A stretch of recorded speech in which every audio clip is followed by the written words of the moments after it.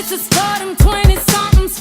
Time really moves fast. You Your Joyce Joe, and I'm back with another video. This video is very interesting because I've got a celebrity next to me, y'all. Oh wow, Man, humble.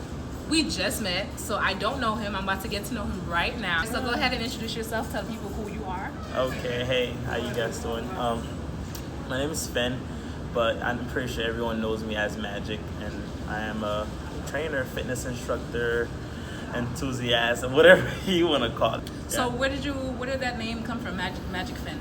I won't go into too much detail. But we want to know. About 4.5 years ago, I started training, and then I noticed the work that I was doing, and that I was doing magic, meaning that not magic, as you know, but magic. Like people were changing, people were getting transformation, they were getting the body that they want to, and then at the time I was also a big fan of Magic Mike. Okay, I'm not sure those two actually correlate, but they might. Definitely those two things correlate to me having to call myself Magic Finn. Okay, so is Finn on your birth certificate, or is Yes, that a nickname? Finn is half of my first name. What's the full name? The whole name is Fano. Fano. Yeah, Okay, everyone it's Fenaud. Okay. The reason I didn't change it, I shorted for Finn. It's because no one can ever say it right since middle school. They always say Fanad, and my name is Fano. You know, it's like you had Feno, but Aud. Everyone always get it wrong, so I just stick to Finn or Magic Finn or just Magic. Okay. Have you ever played the game Two Truths and One Lie? Have you ever heard of that? Two truth and one lie. Wow. You're gonna tell me 2 facts about yourself, about your life, about who you are, and 1 lie. But you can't tell me which one is the lie. I have to actually guess which is the lie. Okay. So be creative. This is hard. Okay. 1, I was born here. Okay. I was born in America. Okay. And the other 2 should be the lie. Let me see what the lie can be. You're not supposed to tell me. That's why I got you. Oh. My majors is rec therapy, recreational therapy, Okay. and sports management. Right. And I just turned 25. Okay. I know the last one is true. Happy belated birthday. I said happy birthday to you actually on your day. You I did. I think number 1 is a lie. I think he was born in Haiti. I'm right? You're right. I'm right. Where were you born? I was born in Haiti. What part? Port-au-Prince. Port-au-Prince. I feel like that's a cliche. Like I yeah, feel like some people say it, but they're not actually from there. I'm actually from there. I was actually born and raised, and I came here when I was about 9 years old. Yeah. Okay. So would you consider yourself? Do you have your own business? You consider yourself an entrepreneur, or what do you? I now consider myself a proud Black business owner. Oh, okay. So I can also say, yes, it is official. I can also say entrepreneur, as it is, or in the making. Okay. I resigned my job in about June, and I told myself, you know, I hope to hold myself, and I will hold myself accountable for that, saying that I'll never clock in again. I never work for somebody again. Maybe partner with somebody in the near future, but I'll never work with somebody again unless I decide to go and work in my major, of course. If not, then the goal is to be, as it is, my own business owner. Yeah. So what exactly is the business? Okay, so just as I was saying in the beginning, I am a trainer.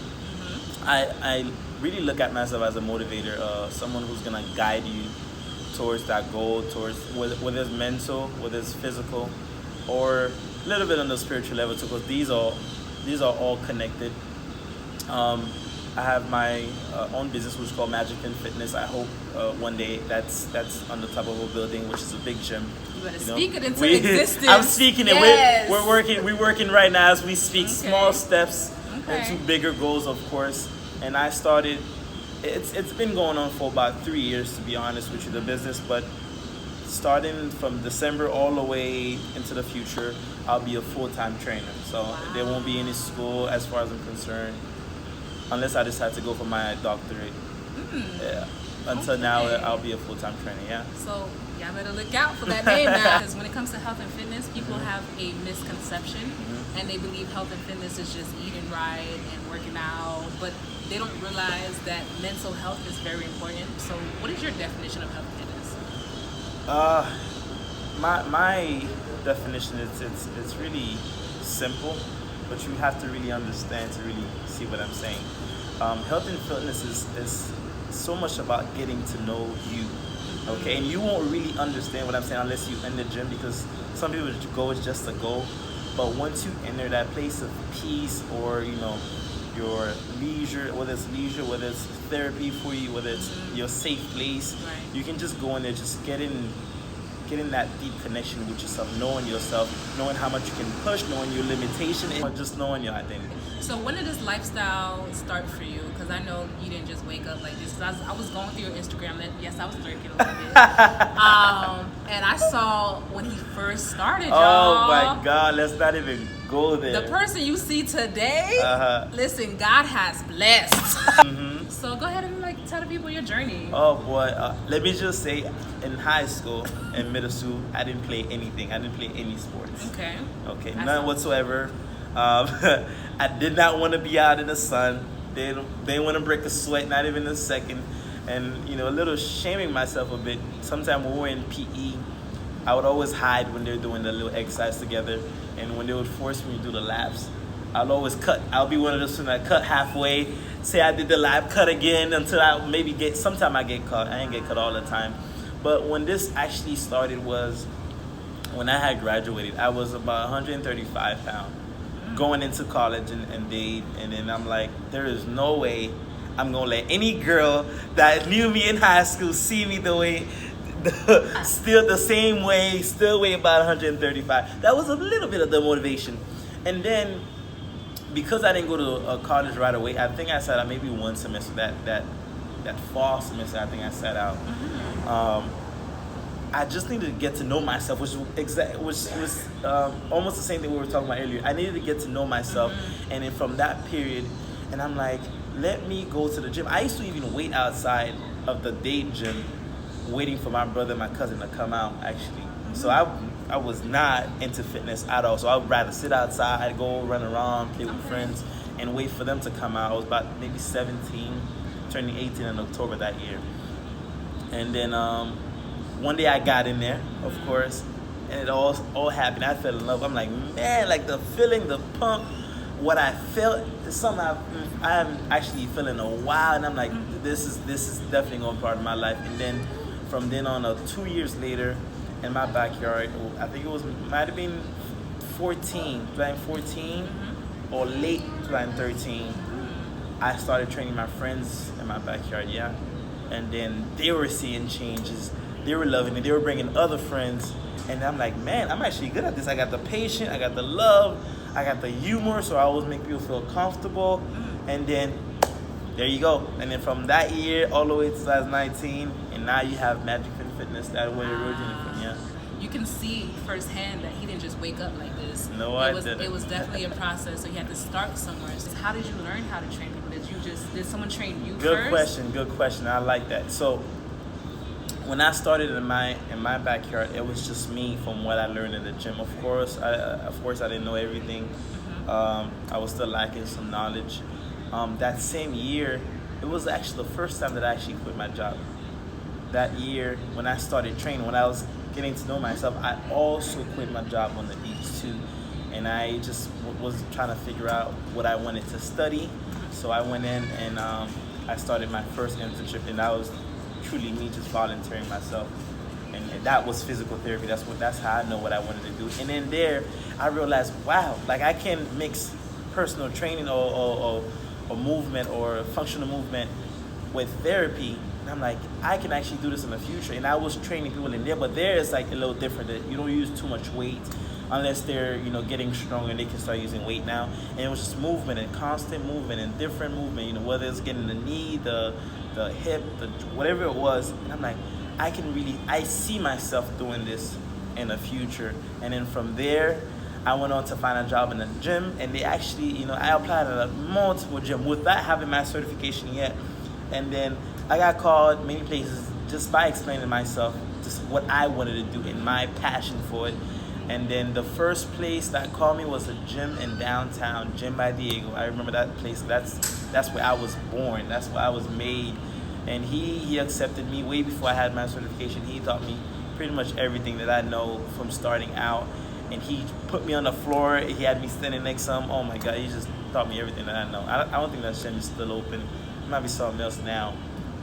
And that's where it started. And from then on, I had my first certification.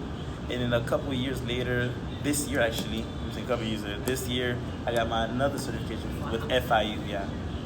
And a few other ones too with group training. My program was business.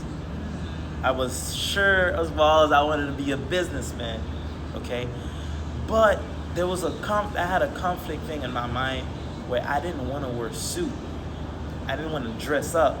So that was, I guess, that was one of the things that made me lean away from the business idea. But then again, now I have a business. So now I'm mixing those two together. But before in high school, I wanted to be a businessman. I want to be a business management. I want to manage somebody's business. Yeah. So what is a typical day in the life of Fen actually Oh, look like? man. The reason why I ask is because we as humans, we make excuses why we don't work out, why we don't get our health and fitness together. So I just want you guys to just hear his life. Oh my God, it's unbelievable for me to actually point it out. So I actually wake up every day of the week at 5:30, and I'm saying 5:30. Most days it's 3 or 4 days out the week. I wake up at 4:30 because my first client is at 5, and I typically train from 5 a.m. to anywhere from 10 to 10:30. Then I go into my internship, and that's from 10:30 to 4 o'clock, and I get off at 4, and I start training again from 4:30 to training my clients, of course, from 4:30 to about sometimes 8, sometimes 9, sometimes 10:30, and I have to get mine in. So I'll train from maybe 10:30 to about 12, then I'll go and get some rest. The next day I wake up to do the same thing over and over. And then I know you're wondering, when do I get sleep?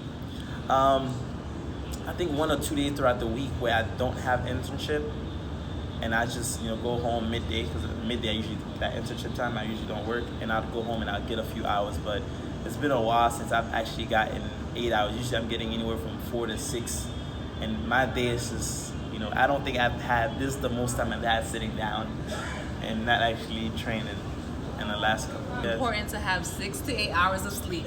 Why do I say 6 to 8? Why is that important for your body? That's when we talk about sleep, we talk about recovery and being better the next day, and for also healing too. When I say healing, I'm talking about muscle recovery, because if you don't get that amount of sleep, you never know actually your true potential, how alive and active you can actually be. Because if you just had a great workout one day and you went home and you did not have a good night's sleep, you potentially carry all that stress from the first day onto the next day. So you kind of want to avoid that. I get it now, and I was gonna say I get 4 to 6 throughout the nighttime, but I'll tell you what saves me are those naps. You gotta get them. Back in the days we had time to get 8 to 9 hours of sleep, but now when you're a full-time student, you have to work too. It's probably not for everybody, but it's probably gonna be a little hard to get 8 hours. But those naps throughout the day will save your life. If it wasn't for those naps, I don't know. Those definitely 6 hours wouldn't be enough. That's honestly, for sure. I think you learn that as you get older. They say time is money. Get some sleep and take your naps throughout the day. The people I train with, or the people that I watch train, they say that they actually take painkillers to actually help them heal and recover. Yes. How do you feel about that? I personally don't take that. What I do recommend, I won't go into much detail with that. It's definitely get your essential BCA, get your essential amino acid in, or pink. If it's when you first start out, it's gonna be really bad, and you probably will need a few painkillers. I won't even. My clients tell me all the time, and they take it without even telling me. But if you've been in there for a few months, definitely consider taking some BCA. So how do you meet your clients? Is that something that by word of mouth, or is it through your business? Is it something that they see you training at the gym and they're like, hey, I need you to train me, or I want you to train me? So I actually worked in Gym by Diego in downtown, which was really a high-class private gym. and then I wanted to do more, so I took a part-time gig in Planet Fitness, took group training, and then that ended up being full-time because the other trainer wasn't there anymore. And from then on, I started in downtown, then I moved to North Miami, a lot of the North NMB, and a lot of people knew from North Miami.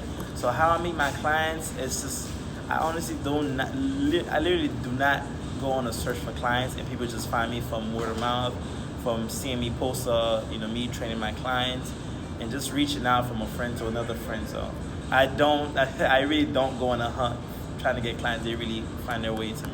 Yeah. Because he's a celebrity. That's why. I don't go too much on a hunt, because if I go on a hunt, then I know everyone's gonna want to train. So I just, wait for someone to come saying they need me to train them. Then I probably, if I have one room or two, like right now, I probably have like a space for 2 or 3 more. So I know your prices change and it varies. So what is the approximate price that you charge? Right now, I'm charging anywhere from 30 to about 40 per hour. Yeah, and I'm saying that because it's the type of gym that I use. But starting in January, I'll have a set location, and I'll have prices where people can do partner sessions. Actually, something I'm coming up with, which is, I know a lot of people cannot afford personal training, and that partner session is definitely going to come in clutch, because if the session is anywhere from 30 to 40 or 45, if you have someone to help you pay, then it's half of the price. Okay. But my starting rate is definitely $30, and then that can always go up, depending what they're asking and the frequency of their training. The more you train throughout the week, the less it is per hour. Okay. January, New Year, I'll have a... He gon' If y'all want to lose weight, New Year's resolution, you know who to hit up. That's all I gotta say. January, I'll definitely come up with a package, because there's gonna be a lot of people. What advice would you give someone who is struggling in their health and fitness journey? We need to get our priorities straight. If the gym is not your priority, it's just ain't gonna happen, because you never actually have time unless you make time. And the only thing you actually make time for is anything that's your priority. So I actually go through a checklist as far as like, are you disciplined? And I say this because some people will say, oh no, I'm not disciplined, or I just can't stick to going to the gym all the time. And I say, we want to be disciplined, and what we choose to be, and I can choose a perfect example is, do you make your bed every morning? And you have people, and I've seen it, you have people that won't leave their house unless that bed is made. And when I was a kid, I know I didn't always make my bed, and my parents would all get at me. But now every time I leave the room, it's the bed is made. That's discipline. Discipline can, what is, do you always do your homework? Because you don't want to get an F, so you always make sure you do your homework. So that's discipline, because you do it consistently. So now how can we take that and put it in the gym? When it rains, do you stay home, or do you still try to get to the gym? And that's discipline, because you're disciplined enough to know, I have to make it, because I am liable to myself to make it to the gym. And then you can go from that.